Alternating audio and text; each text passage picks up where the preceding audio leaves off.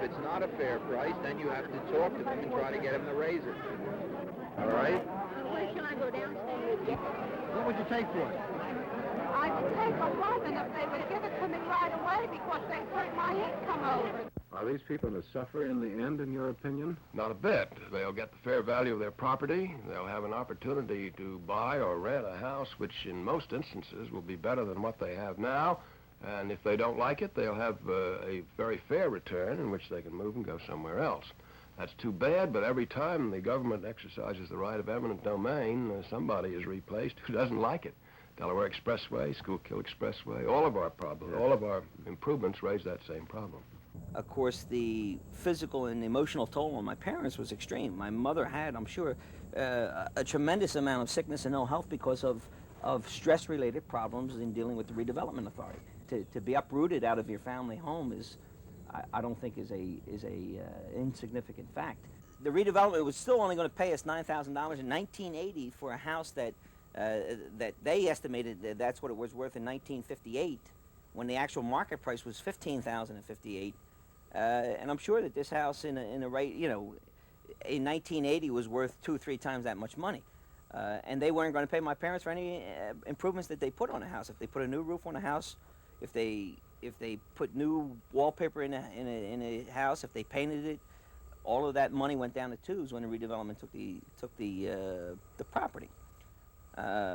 Well, basically what happened, of course, I guess there were changes in the redevelopment authority. People left, and my parents were still holding on. They refused to move. There was only one of the families on this block decided that they were going to move. I think they had some problems in the family, and they decided they were going to move, and they sold to the redevelopment. They were a twin, basically, a twin home down a block. And the redevelopment let that house catch on fire, go abandoned, catch on fire. And the next door neighbor's house, who was not condemned, they had to sell to the redevelopment authority because of the house being next door being infested by rats and you know, water bugs and lice and things of that nature that lived in there. So they had to sell. The redevelopment finally came in and knocked those 2 homes down, and the land that was on those 2 homes had today, the redevelopment now is giving it at a nominal fee to the next door neighbors to increase their yardage, which is crazy because they condemned the houses in the first place to take the land. They condemned our house, of course, because we have a big side lot, and it came down. We said, we're not going to let you have that much land. They said, you know, that land's going to become valuable in the future, and we're not going to let you take it. You have too much land, we're going to take some of it off you. That's basically what they said they were going to do. They said, we're going to condemn your house, you sign the papers, we'll give you the house back, but we're taking all your land. That would be the story one year. The next year they were going to take the house and take that down. So it was always a matter of changing stories. And as I say, it really affected my parents' health. To prove that would be difficult. And it's useless today anyway, because in order to finally get the deed to the house back, we had to sign a paper that we would not go to court and we would not press charges or seek any type of restitution from the redevelopment authority. You want to remember at all times that when the councilmen are here, whether you like them, dislike them, have a favor for their election or a disfavor, you treat them the same as you would like to be treated yourself. In this respect, we are not a mob. We are a well-organized group. It was evident that the redevelopment was going to actually take over the properties, and I thought it was more or less suitable for us to move. We've enjoyed living where we did all the time we were there, and if we could move into a nicer neighborhood, we were going to do so. And as it was, we received our notice from the real estate negotiation, and we went down there, we negotiated, they offered us a price of $8,200, which we rejected. 2 weeks later, we received a letter from the real estate appraisers that they have increased our price to $9,000. We accepted that, and that's why we're here today, to receive our money for our property. Well, you mentioned that if it happened, it wouldn't happen in the 60s because people were sort of revolutionary in the 60s. And down here, you're right, there are people down here who were law-abiding people down here. They all got it was like Germany in a way. You know what I mean? The authority came in and said, you're going to do this, and basically the people had to do it because they were all law-abiding people. And all they wanted was their homes. But of course, their homes were taken away from them, so they had nothing less. I know, for example, I was staying here one day as a kid, and one of the representatives came in and was having an argument with my parents because my parents didn't want to move. And the guy actually came out and said, you know, you people live like pigs down here. He said, you're like animals, and we want to get rid of you, which is, you know, sort of hard for people to take.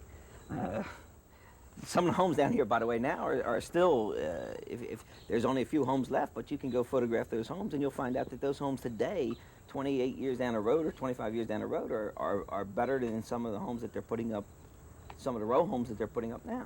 I mean, the row homes may look nicer and so forth and so on as far as the brick goes, and they're newer, but the homes down here, are, as I say, are nice homes that people have been living in for a long period of time. When people come back to this area now, they are lost. They don't know where streets are. They ask if the streets are still around. Some are and some aren't. And right now, I think we have about four or five blocks that are original. The rest are all supposed to be progress, but it's not. I raised my 6 children out here, and my husband was born in this house, and 7 of his brothers and sisters were born here. And my husband's brother lived in the next house, and he still lives there. And my sister-in-law, now deceased, lived in the 3rd house. So we were very happy out here. I was very frightened and full of fear when I heard that the area was going to be redeveloped. And you can't believe how relieved I was when I heard that some houses were going to be excluded from condemnation, and mine was one of them. Some houses were excluded from condemnation because they were high enough to tie into the sewer and in good condition. Well, there were 3,000 homes torn down, so you know there were at least 3,000 problems. Everybody had problems of one kind or another. Some people got sick. People had nervous problems. You could ask any of the doctors that lived out here at the time that they had more patients coming in there for nervous disorders during the redevelopment than they had in their whole lifetime. And the druggist at 79th and Eastwick said he sold more aspirins after the area was condemned than he had since he started in business there. Oh gosh, they talked about it for 20 or 30 years before they ever got going on it. Did you believe them? I don't know. We didn't put too much stock in it, I don't think, when we first started talking. And then as the years went by, we just sort of pushed it aside, and then one day we woke up and found out that's what they were going to do. Yeah. And they did it. They gave us no reason. They just sent some forms out in the mail saying that we were not involved in their present plans. And of course, that's been almost 25 years, so I assume we will not be involved in them. And by that time, we'll all be ready to go someplace, I guess. Well, I think everyone out here was upset because no one wanted to leave. When our parents came out here and made this their home, this is where they expected to spend their retirement and the rest of their life. But unfortunately for some, it came at a time when they were just about ready to retire. And many of them died from the shock of having to pull up and go someplace else. And most of them had been out here 50, 60 years, and it was a very difficult time for them. Of course, we were very happy when we found out that we were not going to be involved in it, but we still felt sympathy and empathy for the people that did have to leave. How about the houses? Did they have houses were as nice as yours? It's a beautiful house. Well, this hasn't always looked this way. I think everyone has sort of improved their properties over the year. Most of them are here to stay, and you sort of do what you have to do to keep it going. No, we never thought about buying. I never thought about buying a home over on the other side. Maybe one of the reasons I probably couldn't have afforded it at that time.